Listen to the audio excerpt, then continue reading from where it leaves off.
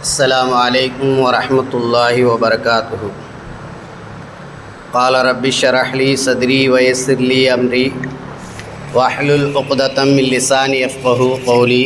ربي زدني علما وفهما يا الله. بسم الله الرحمن الرحيم. الحمد لله نحمده ونستعينه ونستغفره ونؤمن به ونتوكل عليه ونعوذ بالله من شرور أنفسنا ومن سيئات أعمالنا. من يهده الله فلا مضل له ومن يضلله فلا هادي له. ونشهد أن لا إله إلا الله وحده لا شريك له ونشهد أن سيدنا ونبينا مولانا محمدا عبده ورسوله. أما بعد فقد قال الله تعالى في القرآن العظيم والفرقان المجيد: أعوذ بالله من الشيطان الرجيم بفضل بسم الله الرحمن الرحيم. ومن الليل فتحجد به نافلة لك. صدق الله العظيم. وقال نبينا صلى الله عليه وسلم: أفضل الصلاة بعد القليل صلاة الليل، أو كما قال عليه الصلاة والسلام. اللهم صل على محمد وعلى آل محمد كما صليت على إبراهيم وعلى آل إبراهيم إنك حميد مجيد. اللهم بارك على محمد وعلى آل محمد كما باركت على إبراهيم وعلى آل إبراهيم إنك حميد مجيد. இந்த உலகத்தில் உள்ள அனைத்து ஜீவராசிகளையும் படைத்து பரிபாலிக்கூடிய ஏக அல்லாஹ்வுக்கே எல்லா புகழும் உரித்தாகட்டுமாக. இப்படிதான் வாழ வேண்டும், இப்படிதான் நடக்க வேண்டும், இப்படிதான் பேச வேண்டும் என்று கற்றுக் கொடுத்த நம்முடைய நாயகம் ஸல்லல்லாஹு அலைஹி வஸல்லம் அவர்கள் மீதும் அவர்களுடைய சொல்லை செயலை அப்படியே பின்பற்றி வாழ்ந்திய சத்திய சஹாபாக்கள், தாபீன்கள், தபா தாபீன்கள், குறிப்பாக இந்த ஜும்மா தொழுகைக்கு வருகை தந்திருக்கும் நம் அனைவர்களின் மீதும் அல்லாஹ்வுடைய சாந்தியும் சமாதானமும் என்றென்றும் நிலவட்டுமாக. ஆமீன். கண்ணியத்துக்குரியவர்களே, அல்லாஹ்வின் நல்லடியார்களே, நாம் பயான் செய்வதற்கு முன்பாக ஒவ்வொரு வாரமும் சொல்லப்படக்கூடிய விஷயம்தான் நபிகள் நாயகம் ஸல்லல்லாஹு அலைஹி வஸல்லம் அவர்கள் சொல்லியிருக்கின்றார்கள்: யார் ஒருவர் ஜும்மாவுடைய தினத்தன்று பாங்கு சப்தத்தை கேட்டவுடனே மிக சீக்கிரமாக பள்ளிக்கு விரைந்து வந்து யாரிடத்திலும் பேசாமல் அவர்களுக்குண்டான இடத்தில் உட்கார்ந்து இந்த குத்துபாவையும் இந்த தொழுகையும் முடிக்கின்றாரோ, அவர் இந்த வாரம் முதல் வரக்கூடிய வாரம் வரை அவர்கள் செய்த சிறிய பாவங்கள் அனைத்தையும் மன்னிக்கப்படுகின்றன என்று நபிகள் நாயகம் ஸல்லல்லாஹு அலைஹி வஸல்லம் அவர்கள் சொல்லியிருக்கின்றார்கள். அந்த வகையில் நாம் ஒவ்வொரு வாரமும் இப்படிப்பட்ட செய்திகளை எதற்காக சொல்லப்படுகிறது என்று சொன்னால், மக்கள் எல்லோரும் சீக்கிரமாக வர வேண்டும், இங்கு சொல்லப்படக்கூடிய விஷயங்களை கேட்டு அதன் பிரகாரம் அமல் செய்ய வேண்டும் என்பதற்காக வேண்டிதான் இப்படிப்பட்ட செய்திகளை நாம் சொல்லி வருகின்றோம். அது மட்டுமல்லாமல் இங்கு சொல்லப்படக்கூடிய விஷயங்களை கேட்டு நம்முடைய வீட்டில் இருக்கக்கூடிய பெண்களிடத்திலும் சொல்லி அவர்களும் அதற்குண்டான நல் அமல்களை செய்வதற்குண்டான பாக்கியத்தை அல்லாஹு தஆலா நம் அனைவருக்கும் தௌஃபீக் செய்வானாக. கண்ணியத்துக்குரியவர்களே, அல்லாஹ்வின் நல்லடியார்களே, அல்லாஹு தஆலா எத்தனையோ வணக்கங்களை கொடுத்திருக்கின்றான். எத்தனையோ வணக்கங்களை கொடுத்திருந்தாலும் கூட அந்த வணக்கங்களில் மிக முக்கியமான கடமை என்று சொல்லப்படக்கூடிய தொழுகையாக இருக்கின்றது. இந்த தொழுகைகளில் ஃபர்லான தொழுகைகளை நாம் தொழுது கொண்டிருக்கின்றோம், சுன்னத்தான தொழுகைகளை தொழுகின்றோம், நஃபிலான வணக்கங்களை செய்கின்றோம். இதையெல்லாம் நாளை கியாமத் நாளில் உங்களுடைய ஆமால்களை எடுத்து பார்க்கப்படும். நீங்கள் சொர்க்கவாசியா அல்லது நரகவாசியா என்று தீர்மானிக்கக்கூடிய விஷயங்களை நாம் பார்ப்போம் என்று சொன்னால், உங்களுடைய ஃபர்லான அமல்களில் ஏதாவது குறைபாடு இருந்தால் அதை நிவர்த்தி செய்யக்கூடிய விஷயங்களை நபிகள் நாயகம் ஸல்லல்லாஹு அலைஹி வஸல்லம் அவர்கள் சொல்லித்தர். கண்ணியத்துக்குரியவர்களே, அல்லாஹ்வின் நல்ல செயல்களை நாம் செய்து கொண்டு அதில் ஏதாவது குறைபாடு இருந்து நம்மவர்களுக்கு சொர்க்கத்தை தடையாகிவிடும் என்ற ஒரு காரணத்தை இருந்தால், அப்போது அல்லாஹு தஆலா என்ன செய்வான்? நம்முடைய சுன்னத்தான வணக்கங்களை பார்ப்பான். நம்முடைய சுன்னத்தான வணக்கங்களை இதை வைத்து இந்த மனிதருக்கு சொர்க்கத்தை அனுப்பிவிடலாம் என்று பார்த்தால் அதிலும் கம்மியாக இருந்துவிடும். அதற்கு பிறகு நஃபிலான வணக்கங்களை எடுப்பான். நஃபிலான வணக்கங்களை எடுத்து இதில் இந்த ஃபர்லான செயல்களில் ஏதாவது குறைபாடு இருந்து, சுன்னத்தான வணக்கங்களில் குறைபாடு இருந்து, கடைசியாக நஃபிலான வணக்கங்களை எடுத்துக்கொண்டு அல்லாஹு தஆலா என்ன செய்வான்? சொர்க்கத்தையும் நரகத்தையும் தீர்மானிப்பான். அந்த வகையில் நாம் இப்போது பார்க்கக்கூடிய விஷயங்களில் கடமையான தொழுகை அல்ல, நஃபிலான வணக்கங்கள். நஃபிலான வணக்கங்களில் எத்தனையோ வணக்கங்கள் இருந்தாலும் கூட, ஆனால் நம்மவர்களுக்கு தோதுவான நாம் செய்யக்கூடிய ஒரு விஷயங்களில் நம்மவர்களுக்கு தோதுவான ஒரு தொழுகையாக இருக்கின்றது என்று சொன்னால் அது தஹஜ்ஜுடைய தொழுகை. அந்த தொழுகைக்கு எதையும் தடை வராது. மற்ற தொழுகையினால் கூட நம்மவர்களுக்கு தடை வரலாம். ஒருவர் ஃபஜர் தொழ வேண்டும் என்று சொன்னால் அவரால் முடியாது. அதே போன்று லுஹர், அசர் இப்படிப்பட்ட தொழுகைகளை வருவதற்குண்டான அவர் ஆயத்தமானாலும் கூட அவர்களுக்கு ஏதாவது ஒரு தடைகள் ஏற்படலாம். ஆனால் தஹஜ்ஜுடைய தொழுகைக்கு எதுவுமே தடை இல்லை. ஏன் என்று சொன்னால், நீங்கள் உங்களுடைய வீட்டுகளில் தான் இருப்போம். நம்முடைய வீட்டுகளில் நாம் தூங்கி கொண்டு இருப்போம். அப்போ யாராலையும் எதனாலையும் நம்மவர்களுக்கு தடை கிடையாது. ஆகையினால் நம்மளாகவே நாம் எழுந்து இந்த தொழுகையை நாம் முற்படுத்தி செய்யலாம். அந்த வகையில் இந்த தஹஜ்ஜுக்குண்டான நன்மைகள் என்ன, இந்த தஹஜ்ஜுத் தொழுதால் எதையெல்லாம் கிடைக்கும், அல்லாஹ் தஆலா எதையெல்லாம் வாக்குறுதி கொடுத்திருக்கின்றான் என்பதையெல்லாம் நாம் பார்க்க இருக்கின்றோம். கண்ணியத்துக்குரியவர்களே, அல்லாஹ்வின் நல்லடியார்களே, நபிகள் நாயகம் ஸல்லல்லாஹு அலைஹி வஸல்லம் அவர்களை பார்த்து அல்லாஹ் தஆலா சொல்லி காட்டுகின்றான், வமினல் லைலி ஃபதஹஜ்ஜத் பிஹி நாஃபிலத்தல் லக் அஸா அன் யபஅதக ரப்புக மகாமம் மஹ்மூதா. நபியே நாயகமே, உமக்கு உபரியான நஃபிலான வணக்கங்களை நீங்கள் தொழுது வாருங்கள். அந்த தொழுகையில் என்னுடைய குர்ஆன் ஷரீஃபை, என்னுடைய கலாமை வைத்து நீங்கள் தொழுது வாருங்கள், நிறைவேற்றி வாருங்கள் என்று சொல்லிவிட்டு அடுத்த விஷயத்தை சொல்லுகின்றான். அஸா ரப்புக மகாமம் மஹ்மூதா.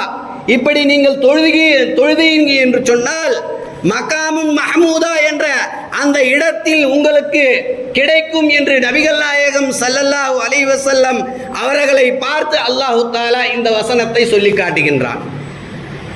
கண்ணியத்துக்குரியவர்களே, அல்லாஹ்வின் நல்லடியார்களே, நபி ஸல்லல்லாஹு அலைஹி வஸல்லம் அவர்கள் சொல்லி காட்டுவார்கள்,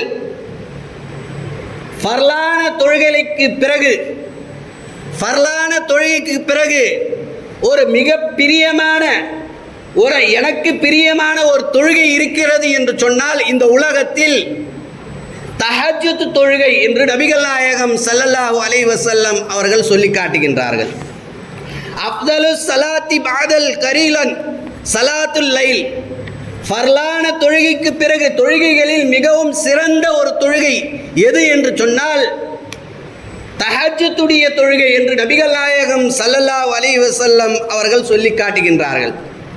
இன்னும் சொல்லி காட்டினார்கள் நபி ஸல்லல்லாஹு அலைஹி வஸல்லம் அவர்கள், என்னுடைய உம்மத்தினருக்கு நம்மளை பார்த்து அவர்கள் பரிதாபப்பட்டு சொல்லி காட்டுகின்றார்கள், ஏன் என்று சொன்னால் நம்முடைய உம்மத்து, அவர்களுடைய உம்மத்து ரொம்பவும் பலகீனமானவர்களாக இருப்பார்கள் என்று நபிகள் நாயகம் ஸல்லல்லாஹு அலைஹி வஸல்லம் அவர்கள் முன்னேவே தெரிந்து வைத்திருக்கின்றார்கள்.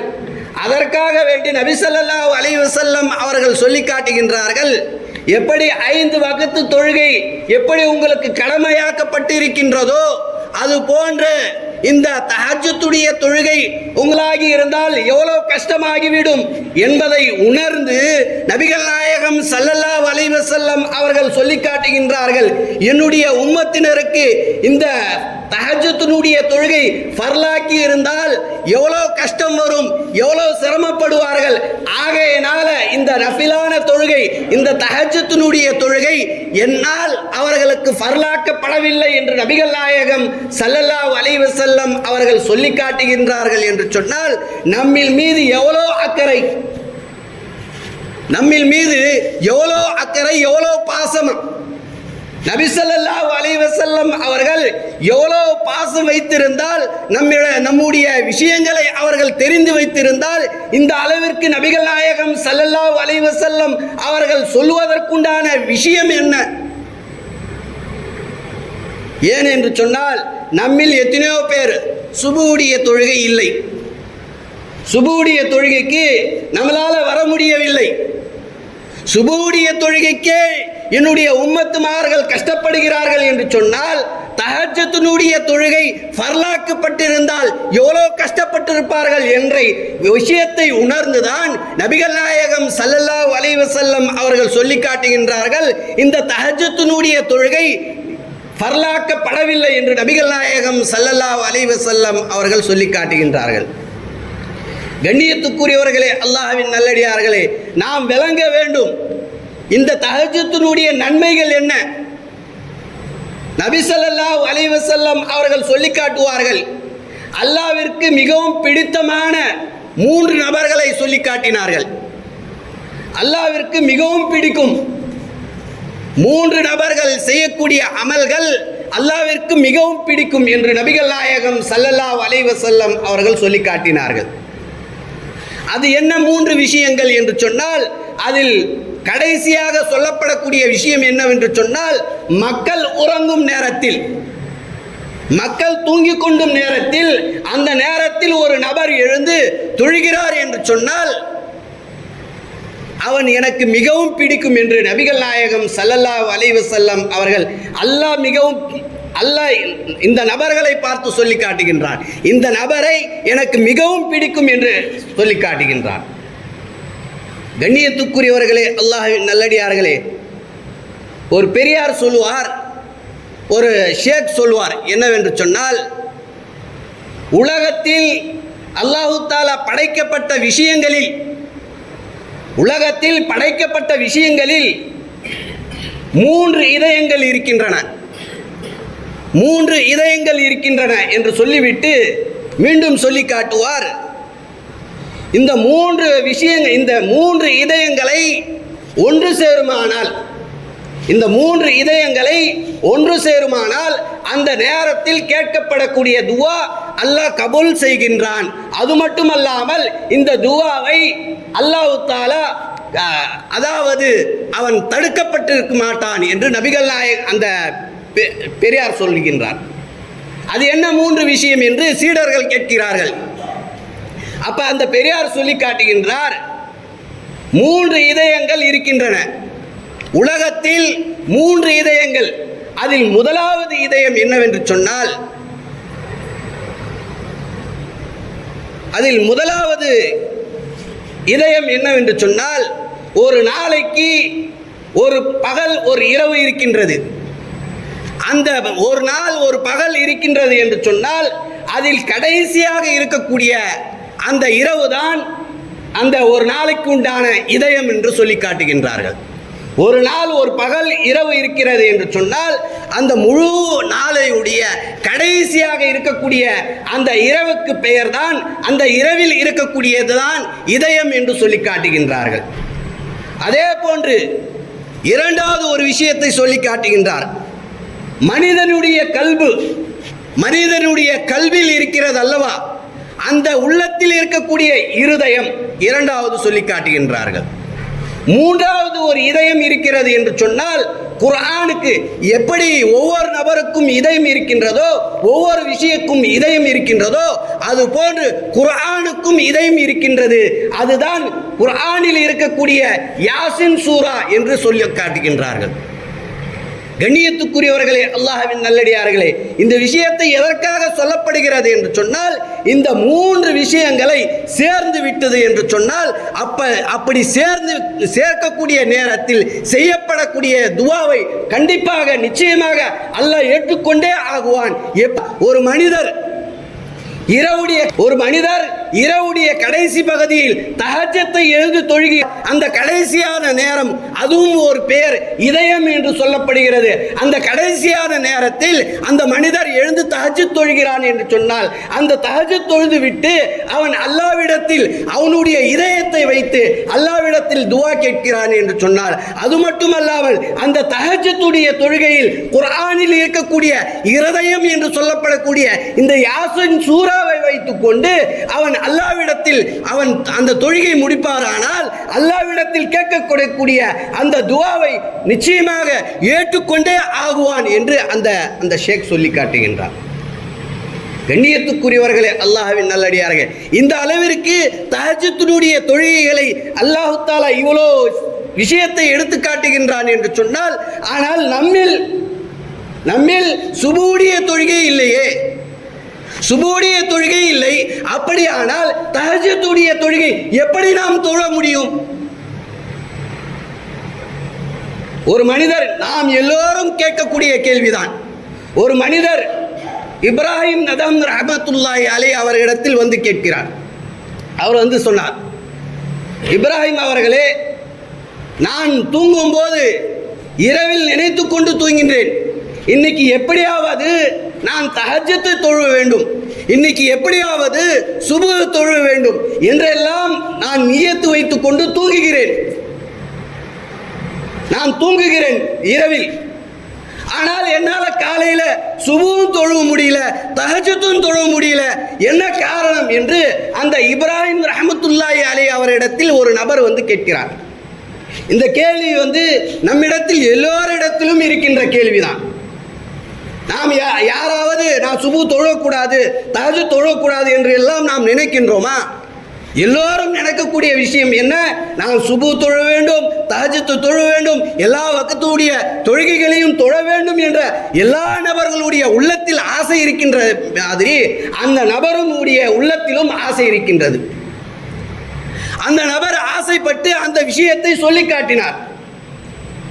அப்ப இப்ராஹிம் ரஹ்மத்துல்லாஹி நதம் ரஹ்மத்துல்லாஹி அவரை சொல்லி காட்டினார், நீங்கள் உள்ளத்தில் வைக்கக்கூடிய ஆசைகள் நல்லதுதான்.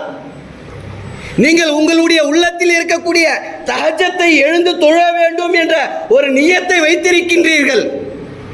ஆனால் ஒரே ஒரு விஷயத்தை நான் உன்னிடத்தில் சொல்லி காட்டுகின்றேன், இதை நீங்கள் செய்தால் நிச்சயமாக நீங்கள் தஹஜ்ஜத்தை எழுந்து தொழுவீர்கள். அது என்ன என்று அந்த நபர் கேட்டார். நீங்கள் பகலில் செய்யக்கூடிய பாவங்களை அனைத்தையும் விட்டுவிட வேண்டும். அப்படியானால் இரவில் செய்து கொள்ளலாமா? அந்த நபரிடத்தில் அந்த இப்ராஹிம் நதம் ரஹ்மத்துல்லாஹி அவர் சொல்லி காட்டினார், நீங்கள் பகலில் செய்யக்கூடிய எல்லா விஷயமான பாவமான காரியங்கள் அனைத்தையும் விட்டுவிட வேண்டும். அப்படி விட்டுவிடுகிறது என்று சொன்னால் நீங்கள் மறுநாளே நீங்கள் பார்க்கலாம், நீங்கள் தஹஜ்ஜுடைய தொழுகை நீங்கள் தொழலாம் என்று அந்த நபரிடத்தில் இப்ராஹிம் நதம் ரஹ்மத்துல்லாஹி அவரை சொல்லி காட்டினார். அதே போன்று அந்த நபர் பகலில் எந்த பாவமும் செய்யவில்லை. பாவமான காரியங்கள் எதுவாக இருந்தாலும், பாவமான செயல்கள் எதுவாக இருந்தாலும் எல்லாத்தையும் நவர்த்திவிட்டு அந்த நபர் சீக்கிரமாக தூங்கினார். அதே போல மறுநாள் எழுந்து அவர் தஹஜ்ஜத் தொழுதேன் என்று அந்த நபரை சொல்லி காட்டுகின்றார். கண்ணியத்துக்குரியவர்களே, அல்லாஹ்வின் நல்லடியார்களே, அப்படியானால் நாம் என்ன செய்ய வேண்டும்? தஹஜ்ஜுடைய தொழுகைகளை நாம் தொழ வேண்டும். அதற்கு முன்பாக நாம் நியத்து செய்ய வேண்டும். சுபூடைய தொழுகை நாம் தொழ வேண்டும். அல்லாஹ் எதை கடமையாக்கினானோ அந்த தொழுகையை நாம் நிறைவேற்ற ஆக வேண்டும் என்ற ஒரு உள்ளத்தில் ஒரு நியத்து வைத்தால் நிச்சயமாக நாம் சுபூவும் தொழலாம், தஹஜ்ஜத்தும் தொழலாம். எப்படி அந்த நபரிடத்தில் அந்த பெரியார் எப்படி சொல்லி காட்டினார், பகலில் செய்யக்கூடிய பாவங்கள் எதையெல்லாம் பாவமாக கருதுகின்றதோ அத்தனை பாவங்களும் விட்டுவிட்டு என்று சொன்னால் நீங்கள் தஹஜ்ஜுடைய தொழுகை நீங்கள் தொழலாம் என்று சொன்னாரோ அது போன்றுதான் அல்லாஹு தஆலா காட்டி தந்த தவறான தடுக்கக்கூடிய காரியங்களை நாம் தவிர்த்தோம் என்று சொன்னால் நிச்சயமாக சுபு தொழுகை மட்டுமல்ல தஹஜ்ஜுடைய தொழுகை கூட நாம் தொழலாம். நபி ஸல்லல்லாஹு அலைஹி வஸல்லம் அவர்கள் சொன்னார்கள், யார் ஒருவர் தஹஜ்ஜுத் தொழுகை தொழுகின்றாரோ, யார் ஒருவர் தஹஜ்ஜுடைய தொழுகை கடைபிடிப்பார்களானால் அவர்களுக்கு 4 வெகுமதிகளை அல்லாஹு தஆலா கொடுக்கின்றான். தஹஜ்ஜுத் ஃபர்லான அல்ல, ஃபர்லான தொழுகை கட்டாயமாக தொழ வேண்டும். தஹஜ்ஜுடைய தொழுகை என்ன தொழுகை? சுன்னத்தா அல்ல, நஃபிலான வணக்கங்கள், நஃபிலான தொழுகை. தஹஜ்ஜுடைய தொழுகை என்ன? நஃபிலான தொழுகை. ஃபர்லான தொழுகை தொழுதால் எதெல்லாம் கொடுப்பானோ அதே போன்று இந்த தொழுகைக்கு அல்லாஹ் தஆலா கொடுக்கின்றான் என்று சொன்னால் நாம் இந்த தொழுகை எந்த அளவிற்கு நாம் நேசிக்க வேண்டும். நபிகள் நாயகம் ஸல்லல்லாஹு அலைஹி வஸல்லம் அவர்கள் இந்த தொழுகை எப்படி தொழுதார்கள் என்று சொன்னால் நம்மவர்களுக்கு ஆச்சரியப்பட வேண்டிய விஷயம். நபி ஸல்லல்லாஹு அலைஹி வஸல்லம் அவர்கள் இந்த தொழுகை எப்படி தொழுவார்கள் என்று சொன்னால் அவர்களுடைய கால்களை வீங்கும் அளவிற்கு தொழுவார்கள். அப்ப ஆயிஷா ரலியல்லாஹு தஆலா அவர்கள் கேட்பார்கள், நபிகள் நாயகமே, நீங்கள் முன்பின் பாவங்கள் அனைத்தையும் மன்னிக்கப்பட்டு விட்டீர்கள், உங்களுடைய பாவங்கள் அனைத்தையும் மன்னிக்கப்பட்டு விட்டன, ஆனாலும் கூட நீங்கள் இப்படிப்பட்ட இந்த இரவில் எழுந்து தொழுகிறீர்களே என்ன காரணம் என்று ஆயிஷா ரலியல்லாஹு தஆலா அவர்கள் நபி ஸல்லல்லாஹு அலைஹி வஸல்லம் அவரிடத்தில் கேட்பார்கள். அப்போது நபிகள் நாயகம் ஸல்லல்லாஹு அலைஹி வஸல்லம் அவர்கள் சொன்னார்கள், நான் முன்பின் பாவங்கள் மன்னிக்கப்பட்டவன் தான். முன்பின் பாவங்கள் அல்லாஹ் தஆலா எனக்கு ரகசியமாகவும் பகிரங்கமாகவும் அனைத்து பாவங்களும் மன்னிக்கப்பட்டவன் தான். ஆனாலும் கூட அல்லாஹ்விற்கு நாம் நன்றி செலுத்தக்கூடிய ஒரு அடியானாக ஆக வேண்டாமா? நன்றி செலுத்தக்கூடிய ஒரு அடியானாக ஆக வேண்டாமா என்று சொன்னால் நம்மில் எத்தனை பேர் இப்படிப்பட்ட காரியங்களை நாம் செய்து வருகின்றோம்? நாம் உலகத்தில் செய்யக்கூடிய அனைத்து எதுவாக எடுத்துக்கொண்டாலும், எந்த ஒரு விஷயமாக எடுத்துக்கொண்டாலும், சிறிய விஷயமாக எடுத்துக்கொண்டாலும், பெரிய விஷயமாக எடுத்துக்கொண்டாலும், அனைத்து விஷயங்களும் நம்மளுடைய எல்லா செயல்களும் பாவம் அதிகமாக தான் புகுந்து கொண்டிருக்கின்றன. இதையெல்லாம் தடுக்க வேண்டும் என்று சொன்னால் நபிகள் நாயகம் ஸல்லல்லாஹு அலைஹி வஸல்லம் அவர்கள் இந்த தஹஜ்ஜுடைய மகிமையை சொல்லிக் கொடுத்தார்களே. நீ யார் ஒருவர் இந்த தஹஜ்ஜுடைய தொழுகைகளை தொழுகின்றார்களோ அவர் முதலாவது 3 விஷயங்களை அவர்களுக்கு கிடைக்கின்றன என்று சொல்லி காட்டினார்கள். யார் ஒருவர் இந்த தஹஜ்ஜுடைய தொழுகை தொழுகின்றார்களோ அவர்களுக்கு 3 விஷயங்களை கிடைக்கின்றன. ஒன்று, அல்லாஹ்வுடைய நெருக்கம் கிடைக்கின்றன. அல்லாஹ்வுடைய நெருக்கம் கிடைத்து விட்டால் வேற எதுவுமே தேவையில்லை. எப்போதும் அல்லாஹ்வுடைய தியானத்திலே இருப்போம். எப்போது அல்லாஹ்வுடைய விஷயத்தை கிடைத்து விட்டது என்று சொன்னால் அல்லாஹ்வுடைய பார்வையிலே இருந்து கொண்டே இருப்போம். இரண்டாவது, அவருடைய பாவங்கள் அனைத்தையும் மன்னிக்கப்படுகின்றன. மூன்றாவது சொல்லிக் கொடுத்தார்கள், யார் ஒருவர் இந்த தஹஜ்ஜுடைய தொழுகை தொழுகின்றார்களோ அவர்களுக்கு சொர்க்கம் வாஜிபாகி விட்டது. இதைவிட வேற எதுவும் தேவையா? இதைவிட உலகத்தில் வேற ஏதாவது தேவையா என்று சொன்னால் நிச்சயமாக காசு பணம் எதுவுமே தேவையில்லை. நிறைய நபர்கள் என்ன நினைத்துக் கொண்டிருக்கின்றார்கள், நம்மிடத்தில் காசு இருந்தால் போதும் என்று நினைத்துக் கொண்டிருக்கின்றார்கள். அப்படி அல்ல. நபி ஸல்லல்லாஹு அலைஹி வஸல்லம் அவர்கள் சொல்லி காட்டினார்கள், நாளை கியாமத் நாளில் உங்களுடைய ஃபர்லான விஷயங்களை அனைத்தையும் எடுத்து காட்டப்படும். நீங்கள் சொர்க்கம் செல்வதற்கு ஒரே ஒரு நன்மை தேவை, ஒரே ஒரு நன்மை தேவை. நீங்கள் சொர்க்கம், இவர்களுக்கு சொர்க்கம் அனுப்பிவிடுங்கள் என்று அல்லாஹ் எப்போது சொல்லக்கூடிய ஒரு விஷயத்தை நிறுத்தி வைக்கப்பட்டிருக்கும். அது என்ன? ஒரே ஒரு நன்மை மட்டும். அப்போது அல்லாஹ் தஆலா மலக்குமார்களிடத்தில் கட்டளையிடுவான், இவர்கள் வேற ஏதாவது ஒரு நல்ல அமல்கள் செய்திருக்கின்றார்களா, வேற ஏதாவது நல்ல அமல்கள் செய்திருக்கின்றார்களா என்று பாருங்கள் என்று சொல்லும்போது அப்போது மலக்குமார்கள் பார்ப்பார்கள், யா அல்லாஹ், இவர் இரவில் எழுந்து மக்கள் எல்லோரும் உறங்கும் நேரத்தில், மக்கள் எல்லோரும் தூங்கும் நேரத்தில் இவர் எழுந்து தஹஜ்ஜுடைய தொழுகை தொழுத அந்த நன்மை இருக்கின்றன என்று சொல்லும்போது அப்போது அல்லாஹ் சொல்லுவான், இந்த நன்மையை வைத்து அவர்களுக்கு சொர்க்கத்தை அனுப்பிவிடுங்கள் என்று அல்லாஹு தஆலா சொல்லி காட்டுவான். கண்ணியத்துக்குரியவர்களே, அல்லாஹ்வின் நல்லடியார்களே, வரக்கூடிய காலங்களில் நாம் ஃபர்லான தொழுகைகள் மட்டுமல்ல, இப்படி உபரியான வணக்கங்களை தொழுது அல்லாஹ்வுடைய தியானத்தை பெறக்கூடிய மக்களாக நம் அனைவருக்கும் தௌஃபீக் செய்வானாக. வாஹிர் தாவானா அனில் ஹம்துலில்லாஹி ரப்பில் ஆலமீன். அஸ்ஸலாமு அலைக்கும் வரஹ்மத்துல்லாஹி வபரகாத்துஹு.